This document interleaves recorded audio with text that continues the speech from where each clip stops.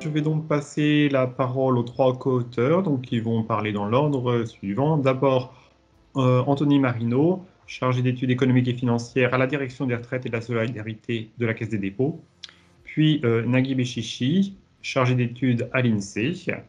Et enfin, Maxime Thau, chercheur à l'Institut des politiques publiques IPP. Donc, je vais commencer cette présentation du numéro 31 du QRS, les études. Dans un premier temps, je vous propose qu'on fasse un petit point récapitulatif sur les réformes des retraites qui ont été mises en œuvre et ce qu'on peut constater sur l'âge de départ des fonctionnaires territoriaux et hospitaliers.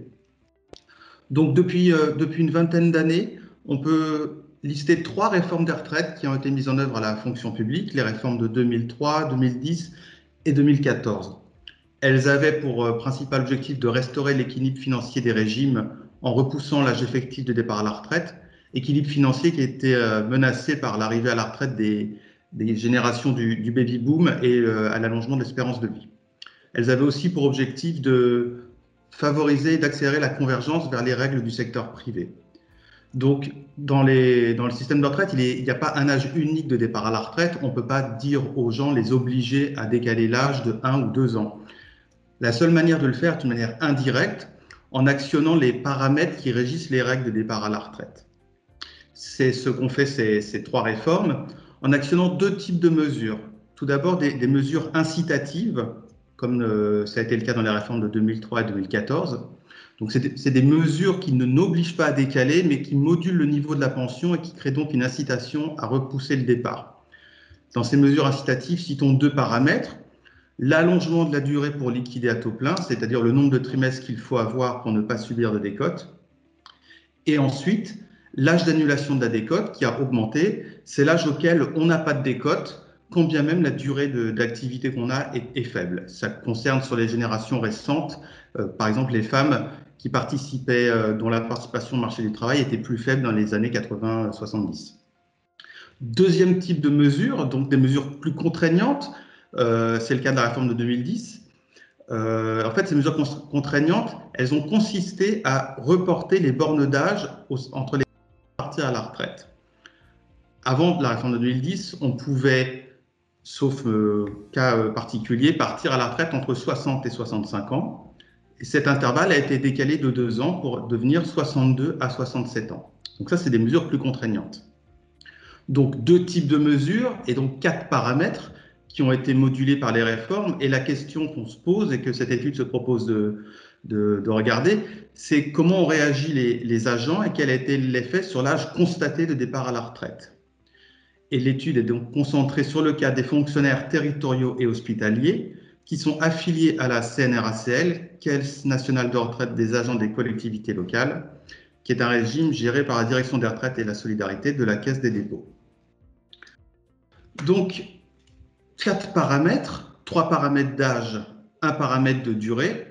Et ce graphique en escalier, il représente l'évolution de ces paramètres à la suite des différentes réformes au fur et à mesure des générations. Donc, sur l'axe du bas, l'axe des abscisses, vous avez les générations et plus précisément les mois de naissance des différents agents. Et on voit que chacun des paramètres augmente par mois de naissance. Les ruptures se font de mois en mois de naissance. Sur l'axe de gauche, donc de 60 à 67 ans, ça représente la légende pour les 3 paramètres d'âge, qui sont les courbes pleines, bleues, orange et grises. Les courbes bleues et grises renvoient aux bornes d'âge, donc la borne d'âge minimale et la borne d'âge maximale entre lesquelles on peut partir à la retraite. Et la courbe orange au milieu représente l'âge d'annulation de la décote, donc qui lui suit encore un calendrier différent puisque ces évolutions ne sont pas calquées sur celles des 2 autres courbes. Enfin, la dernière courbe en pointillé, donc elle qui n'est pas une courbe d'âge mais qui représente la durée, le nombre de trimestres nécessaires, se lit à droite. Et donc on voit que ce nombre de trimestres nécessaires est passé entre les générations 49 et 55 de 161 trimestres à 166 trimestres. Donc 4 courbes, 4 évolutions des paramètres par mois de naissance. Ce qu'on va voir, c'est qu'elles n'évoluent pas, elles ne changent pas tout à fait au même moment. Donc ça, ce graphique, c'est la représentation de la réglementation. Et on peut voir sur la slide suivante un peu sa traduction dans la vraie vie, en regardant comment a évolué l'âge moyen de départ à la retraite qu'on a constatées au sein des fonctionnaires territoriaux et hospitaliers. Donc, entre les générations janvier 49 et février 53, on voit que l'âge de départ à la retraite a augmenté grosso modo d'1 an pour passer de 61 à 62 ans, mais que cette augmentation a été un peu chahutée et que surtout elle s'est concentrée sur certaines périodes particulières. Donc c'est une hausse importante mais irrégulière sur laquelle on reviendra un peu plus tard. Enfin, une petite précision sur cette représentation.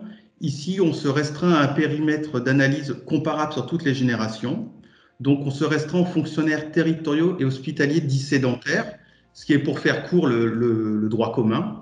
On a retiré les départs anticipés en catégorie active, donc des personnes qui peuvent partir entre 57 et 62 ans étant catégorie active, donc les aides-soignants, les sapeurs-pompiers, etc. On n'a pas considéré les départs pour invalidité, quand bien même l'invalidité est couverte par le régime, mais l'invalidité n'est pas un choix des agents, on ne choisit pas l'âge auquel on tombe invalide, et donc ce n'est pas une conséquence directe des réformes, une réaction des agents. Enfin, dernière particularité, à la fonction publique, avant la réforme de 2010, les agents pouvaient partir de manière anticipée s'ils avaient 3 enfants ou plus, c'était une particularité de la fonction publique, ça a été abrogé par la réforme de 2010, et donc pour être comparable sur toutes les générations, on a aussi enlevé ce type d'agent. Donc une fois qu'on a ça en tête, on voit un peu cette hausse, et l'étude se propose de mettre ça au regard de la slide précédente pour essayer de voir quel est l'impact de chacun des 4 paramètres. Je laisse la parole à Nagui pour la suite de la présentation sur l'âge de départ des agents. Avant de nous intéresser aux évolutions induites par les réformes, il convient d'abord de mieux comprendre l'influence qu'exerce chacun des 4 paramètres sur les décisions de départ des agents. Et dans cette partie, on va se concentrer sur une seule génération, en l'occurrence celle de mars 1950, afin d'étudier un petit peu plus finement leur comportement de départ. Donc là, ce que vous voyez sur ce graphique, c'est la répartition des âges de départ à la retraite pour notre génération de mars 1950. Et le premier constat qui est frappant, c'est ce pic que vous avez à gauche, autour de 60 ans, qui est donc l'âge d'ouverture des droits. En fait, si on considère cet âge d'ouverture des droits à 60 ans et le mois qui succède, on a 30% de notre cohorte qui part à cet endroit-là. Donc c'est quand même massif. Et si on ajoute les départs qui ont été faits avant l'âge d'ouverture des droits, dispositif de carrière longue, on a en fait 45% de notre génération mars 1950 qui est partie avant l'âge d'ouverture des droits ou à l'âge d'ouverture des droits. Ce qu'on remarque aussi, c'est tout à droite, il y a un autre pic qui est autour de l'âge limite de 65 ans, et ce pic-là représente environ 10% de notre cohorte de mars 1950. Donc si on associe ces 2 pics, on voit que 55% des individus de notre cohorte sont partis autour des bornes contraignantes, et donc ils devraient être directement paramètres. Inversement, pour ces agents, leur sensibilité aux paramètres d'incitation pourrait être plutôt modérée. Donc on a encore 45% restants de notre cohorte qui va partir entre l'âge d'ouverture des droits et l'âge limite. Ce sont les petits pics bleus entre les 2 gros pics. Pour ces 45%, on peut supposer que eux ne seront pas ou peu affectés par une modification des paramètres contraignants. Mais inversement, ces agents ils pourraient potentiellement être plus sensibles à l'évolution des paramètres d'incitation, du coup l'âge d'annulation des droits, l'âge d'annulation de la décote, pardon, et la durée. Mais là, ce qu'on voit aussi, c'est qu'on a l'âge d'annulation de la décote sur cette courbe, mais on ne voit pas qu'il y a de masse de départ autour de l'annulation de la décote, qui est à 62,5 ans. Il y a 2 explications qu'on peut apporter. La première, c'est que l'âge d'annulation de la décote n'est pas un paramètre contraignant. On peut librement partir avant ou après. Et la deuxième, c'est que l'âge d'annulation de la décote a strictement aucun impact sur la retraite des individus qui ont déjà atteint leur durée cible. Pour avoir une idée de l'influence de la durée cible, justement, pour l'obtention du taux plein, et on ne peut pas se référer au graphique précédent, on va devoir regarder cette fois la répartition des durées atteintes lors du départ à la retraite des agents de notre génération de mars 1950. C'est ce qu'on voit dans ce graphique. Ici, on se concentre uniquement sur les agents qui sont partis entre l'âge d'ouverture des droits et l'âge limite, donc les 45% restants. Et sur ce graphique, ce qu'on voit clairement, c'est que les agents ont la volonté de dépasser la durée cible pour éviter de partir avec une décote. Vous voyez que 84% des agents de notre cohorte vont partir soit à la durée cible, soit après.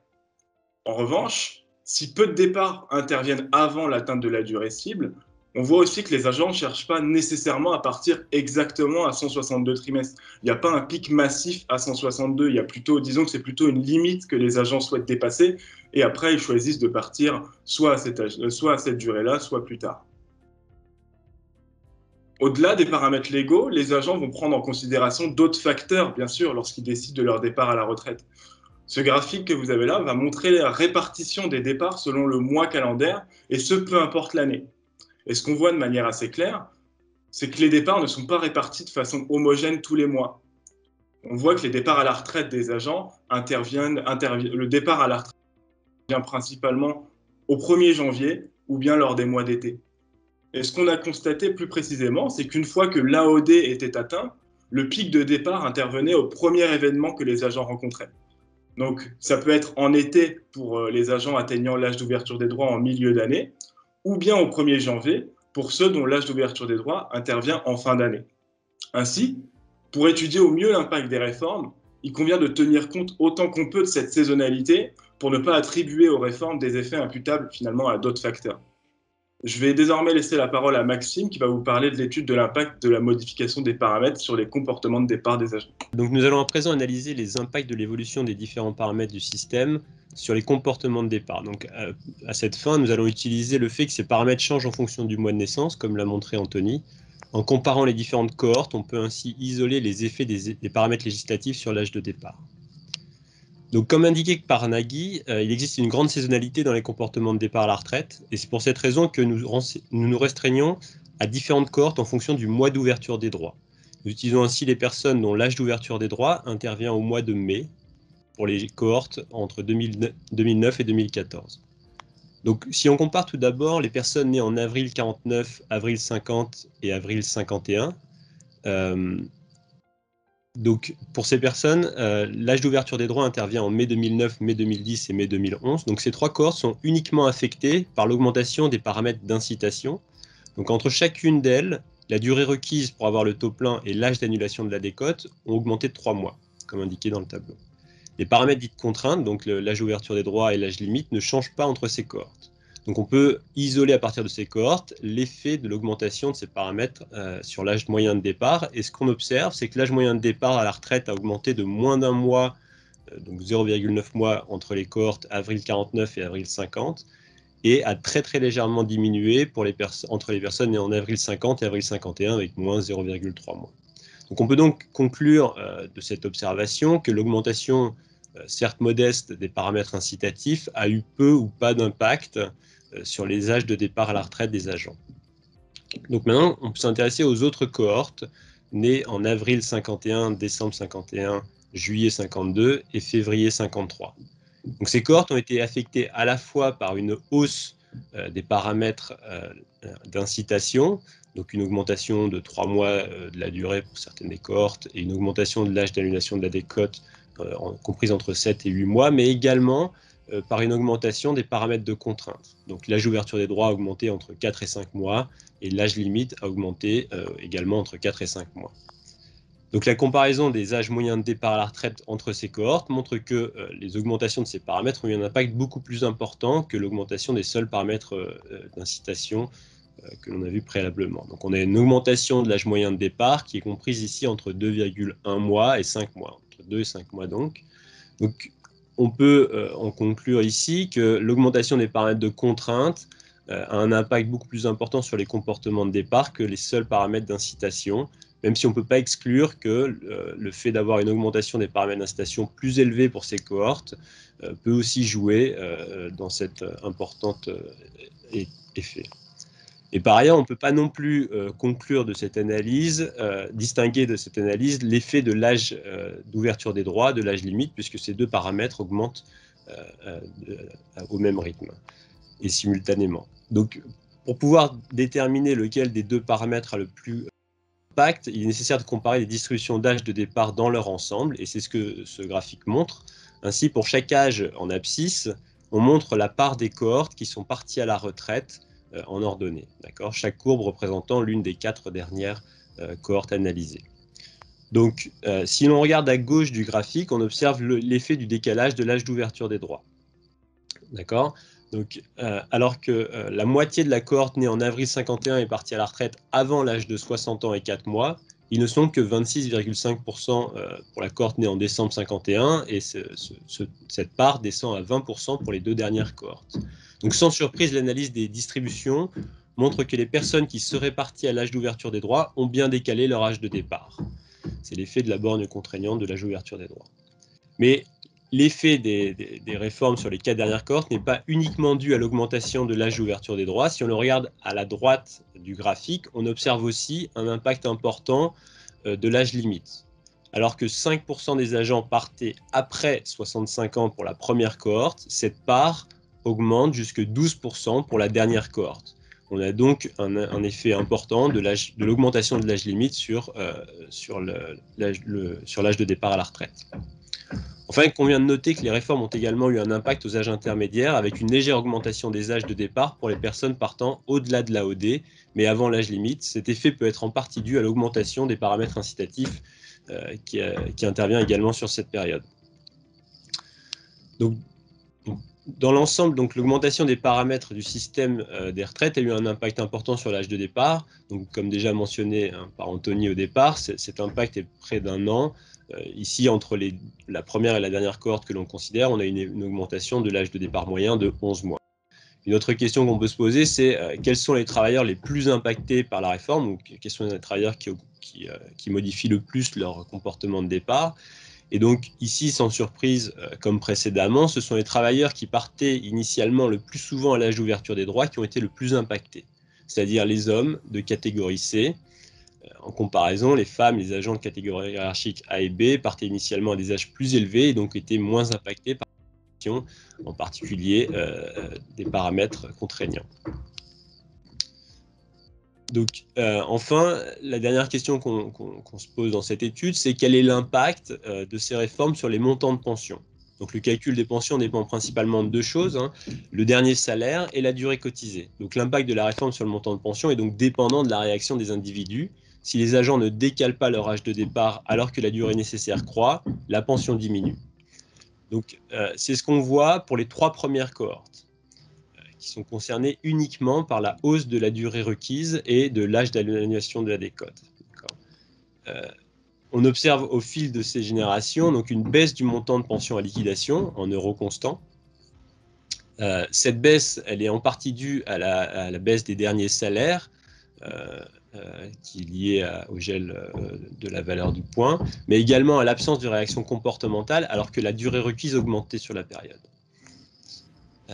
Donc, en revanche, comme nous l'avons vu, le relèvement des bornes d'âge en plus de la durée et de l'âge d'annulation de la décote, donc sur les 4 dernières cohortes, a conduit des individus à poursuivre leur activité, à augmenter leur durée de service. Et cette durée de service a même augmenté un peu plus vite que la durée requise, ce qui a fait que la pension a augmenté. Donc, sur l'ensemble de la période, on constate que les montants moyens des retraites à liquidation baissent très légèrement en euros constants. Cet effet est donc dû à l'absence de revalorisation de la valeur du point en partie en début de période, qui a été réaugmentée en fin de période, compensé en partie par l'augmentation de l'âge de départ à la retraite pour les dernières cohortes, ce qui fait que dans l'ensemble, on a eu plutôt une stagnation des montants de retraite à liquidation en moyenne.